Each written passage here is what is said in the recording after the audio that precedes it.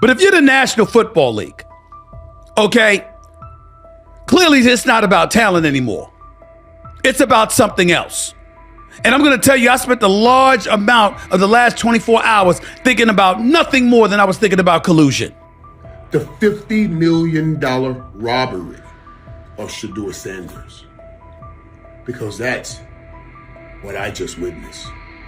Everywhere we've seen, everything we've seen, everybody that has seen him play said he is the one or two in this draft. I love Cleveland picking this kid. The NFL draft is usually a time of celebration, a moment when dreams come true and talent gets recognized. But in the spring of 2025, that dream took a sharp turn for Shedeur Sanders. Instead of a milestone, it became a nightmare. One that might lead to one of the biggest lawsuits the NFL has faced in years. Shedeur, the Colorado Buffaloes quarterback and son of Hall of Famer Deion Sanders, was once expected to be a top 10 draft pick. But instead, he slid all the way down to the 5th round, pick number 144, by the Cleveland Browns. Now, quiet speculation has grown into loud conversations. Reports say the Sanders family is getting ready to take legal action against the NFL and several team owners, accusing them of collusion, defamation, and causing long-term financial harm. And the more you look into it, the more complicated it seems. From the outside, Shedeur's sudden drop in the draft doesn't add up.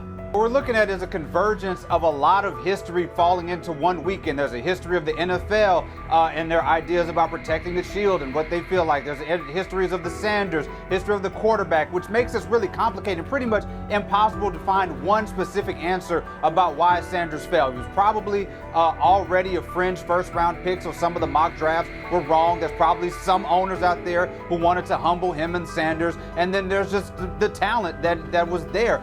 So I'm not, it's okay, I think, to say we don't know what the specific answer is. What I do know, though, and I know it's maybe a little bit of a tangent, but I feel like it's important to say, I want to say this to folks on the internet and folks who are paying attention. This is not the Colin Kaepernick situation. This is important to know. Colin Kaepernick was absolutely blackballed from the league for standing up for folks' rights. This is not what Shedeur Sanders went to. He was embarrassed for 48 hours in the draft, and he ended up going to a Browns team where he still could possibly be a starter on that team because they managed to have half of Wu-Tang Clan's worth of bad quarterbacks, and he can still work his way up to a starter. So this is not the same situation. His career can still end up being okay.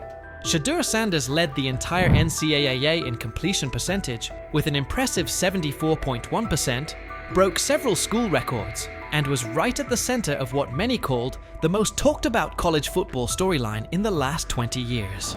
With months of hype suggesting he wouldn't fall past the early second round, the expectation was clear. But instead, he had to sit through 3 painfully long days. Then came pick number 144, a moment that quickly went viral for all the wrong reasons. The cameras at his private draft party cut away. The champagne never even got opened. The room went completely silent. Deion Sanders didn't hold back afterward. According to those close to him, he was furious, allegedly saying, "This league just blackballed my son." At first, it sounded like a heartbroken father speaking out, but not long after, the leak started. Because how in the hell does 32 teams in the National Football League pass on a quarterback that was universally recognized one of the top 3 quarterbacks in the country entering this draft, and 32 teams passed on him? Not once, not twice, not 3 times, but 4 different times they passed on him. How the hell does that happen? 4 rounds.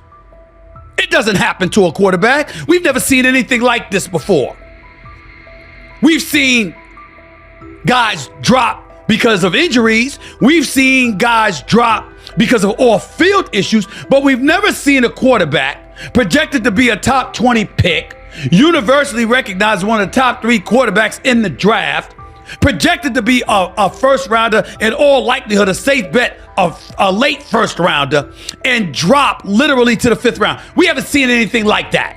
So a lot of times when you go to these combine meetings, teams give you things to challenge you. Teams will have a player's worst plays ready for him, and they'll show him his worst plays and say, "Hey, why don't you explain them?" And Shedeur apparently didn't take to it well. And at one point, one of the few teams that actually was interested in him said, well, what do you make of this really bad play? And Shedeur said, maybe I'm not the guy for you. That's not the answer. Another moment.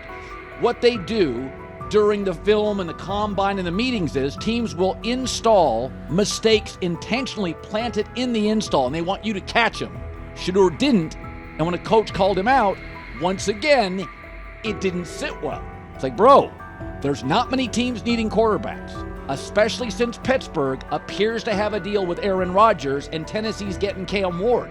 So you're down to the Giants, who were not interested at all, and Cleveland, who traded out of that 2 spot because clearly they were looking for next year's class like the Rams are. Based on internal messages uncovered by a private investigator working with Shedeur Sanders' legal team, messages that haven't been made public yet but are currently being looked into by several independent news outlets, it looks like a few NFL team owners may have raised red flags about the media frenzy and the branding baggage tied to Shedeur. Even more concerning, there are reported claims that some team ownership groups were having behind-the-scenes talks, quietly advising each other to steer clear of drafting Shedeur unless they absolutely had no choice. People close to the Sanders camp say these private conversations even mentioned things Deion said back during Super Bowl week. Those blunt interviews where Coach Prime made it clear they would call the shots and wouldn't play for certain teams. Basically, they were following the same playbook Eli Manning used. Will you step in Eli Manning like, Deion Sanders like, to the point where like you told him, hey man, I ain't taking that psych test with the Giants. I followed you after that. I said I wasn't taking it either. Will you step in and do some of that if it's the wrong organization and say he ain't going there? Yeah, but I'm not going to do it publicly. I'll do it privately. This time around, though, the league supposedly answered with a wall of silence and behind-the-scenes sabotage. According to insiders, the upcoming lawsuit is expected to claim that the NFL worked together to hurt Shedeur's draft stock, not because of his skills, but because of how things looked in the media, internal politics, and bruised egos. If they played the cards and picked him up in the 5th round, but I surely would like to know how they knew he would still be there in the 5th round. I've been on that stage for years and years and years. I've never seen them position the cameras in position, give forewarning about who's about to be drafted. I wonder if Cleveland got a call from somebody in the NFL saying, we got to draft this kid. You just robbed this young man of $50 million. And it wasn't on his playing ability. Wow. Shame on you. Primetime Deion Sanders' natural bravado, coupled with that of his son. They say that the whole interview process wasn't that impressive. When he showed up at the NFL scouting combine and refused to work out, that hurt him. The interview process while he was there hurt him, etc., etc. You know what, y'all? I get it. It makes perfect damn sense if he's drafted in the 2nd round. It's the fact that he fell to 5th that's alarming. After the draft, analysts on Fox Sports tried to make sense of the slide. Some said Shedeur wasn't a once-in-a-generation type of player. Others questioned his intangibles or pointed to the so-called baggage he brought with him. But instead of cooling things down, those comments only added fuel to the fire for Sanders' legal team. They're asking, how does a quarterback with a higher completion percentage than the #1 overall pick fall more than 130 spots? Why did draft experts rate him so highly, yet not one NFL GM publicly pushed back when he slid? From the Sanders camp's point of view, this wasn't just a case of a poor team fit. It looked more like a deliberate effort to send a clear message. Players don't get to control their future. That power belongs to the league. And nothing seemed to capture that message more clearly than Colin Cowherd's widely shared line: "Nobody wants a celebrity backup quarterback." According to sources, that quote is already being looked at closely by attorneys and has shown up in early versions of the legal filing. To them, it's more than just a jab. It's part of the case.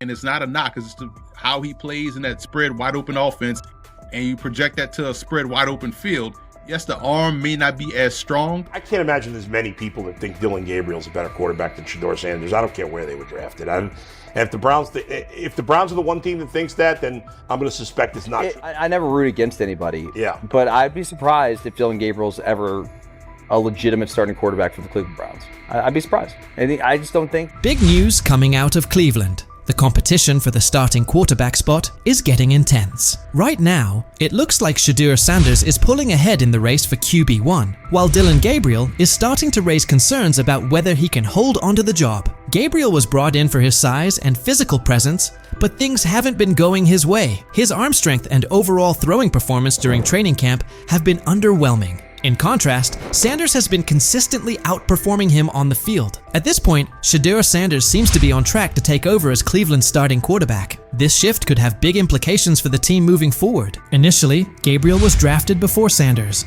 and was widely seen as the likely pick for the top quarterback spot. But there's been one major issue that keeps coming up: his height. At just 5'11", Gabriel's size has become a real concern, especially in a league where physical stature can make a big difference. Throughout training camp, Gabriel has had a tough time making long throws with the kind of ease people expected from him. In a position that demands both power and precision, that's a tough weakness to overcome. Meanwhile, Sanders has continued to turn heads with his ability to deliver accurate deep passes, using his long limbs and natural throwing ability to his advantage. It's become clear that Sanders has taken control of the QB battle during camp, while Gabriel has struggled, particularly when facing pressure or a crowded pocket. That's now led to a lot of talk from analysts, who are wondering if Gabriel's lack of arm strength and ability to perform under pressure might be too big of a hurdle for him to succeed in the NFL. The big question now: how can a quarterback with such a serious gap in his game expect to survive, let alone thrive, in one of the most competitive football leagues on the planet? Gets the ball out, he's accurate. As far as how's that translate to the National Football League, I just don't see it. I don't know why. I'm sure he's a great kid, he plays his ass off, he's a winner, but when I watch him on tape, nothing really excites me about his game other than the fact that he's pretty accurate, got a quick arm. Dylan Gabriel's struggles became pretty obvious during OTAs and minicamps, where some key issues in his game started to show. One particular rep stood out. He looked noticeably worried about defensive linemen swatting down his passes at the line of scrimmage. That concern led him to start releasing the ball a bit higher than usual, and it threw things off. Some of his passes ended up sailing over his receivers' heads, while others got tipped right at the line. It's definitely something he'll need to work on if he wants to seriously compete at the pro level. Dylan Gabriel raises a lot of eyebrows of concern. As you guys know, he had a ball batted down today, and it turned into an interception, pick six. And you guys can see right here, this was a cause of concern coming into the draft when it pertained to Dylan Gabriel, is how, his smaller frame. You guys seen it with the Johnny Manziels. Just kind of with those guys, the smaller frames, getting balls batted down to the line, and ultimately turns into interceptions. That being said, both Dylan Gabriel and Shedeur Sanders have things they need to work on. Neither of them is flawless, and the quarterback competition is still very much alive. Sanders has shown more consistency throughout camp, but nothing is set in stone just yet. Both quarterbacks are still in the running, and the battle is only getting more intense. While Gabriel was having his share of mistakes, Sanders was out there dropping dimes during practice. His throws were on point, showing off some serious precision and smart decision-making. One play in particular stood out. He connected with his tight end on a corner route near the back pylon. It was a tight window, with a linebacker trailing, and the receiver pressed at the line. But Sanders placed the ball perfectly. It was a textbook read. As soon as the safety bit on the short route, Sanders quickly recognized the one-on-one coverage and took the deep shot without hesitation. That kind of situational awareness, paired with his accuracy, is what's giving him the edge right now. There's even been some chatter that Cleveland may have picked up Dylan Gabriel just to block another team from grabbing Sanders. According to reports, owner Jimmy Haslam was very interested in bringing Shedeur on board, but not everyone on the coaching staff was sold at the time. Regardless of those early disagreements, Sanders is proving himself where it matters, on the field, showing that he's ready to compete at the highest level. There's a lot of speculation. He wanted Shedeur Sanders. The staff drafted Dylan Gabriel, Oregon, 2 rounds earlier. And they were doing that not because they necessarily loved Dylan Gabriel, they liked him, but they thought it would stop their impulsive owner from forcing them to draft in round 4 Shedeur Sanders. One thing that's really helped Shedeur Sanders stand out is how well he communicates on the field and takes charge of his teammates. His leadership and calm under pressure have pushed aside any lingering doubts about his potential, and he's steadily climbing to the top of the QB competition. The progress he's made in such a short span is making the coaching staff take a second look at their original plans. At this point, It's becoming clear that Sanders is making a serious case to be the future face of the Cleveland Browns. But it's not just the coaches he's winning over. Fans are fully backing him too. Across all age groups, people are showing strong support for Sanders, with many calling for him to be named the starting quarterback. His exciting playstyle, paired with his natural leadership and magnetic personality, has really struck a chord with the fan base. There's a noticeable buzz building around the idea of him leading the team, and fans are clearly invested in his journey. The hype isn't just about what he could become, it's about the energy and spark he's already bringing to the team. Fans want someone who can lead, inspire, and get results. And right now, Sanders looks like that guy. Even veteran quarterback Joe Flacco had high praise for him, saying Sanders puts a smile on his face, not just because of how he plays, but because of the positive vibe he brings to the locker room. It's obvious that Sanders is leaving a strong impression on everyone, from coaches and analysts to his teammates. I don't know if it has an impact on much, but Shedeur's been great. I mean, he's a lot of fun to be around in those meeting rooms, and I think so far there's been, at least once in the meeting room that he's made me crack a smile, and that's what it's all about. He's a young guy trying to learn some football and come out here and practice well and do those things. And like I said, he's been a lot of fun. I mean, he's come up to me and.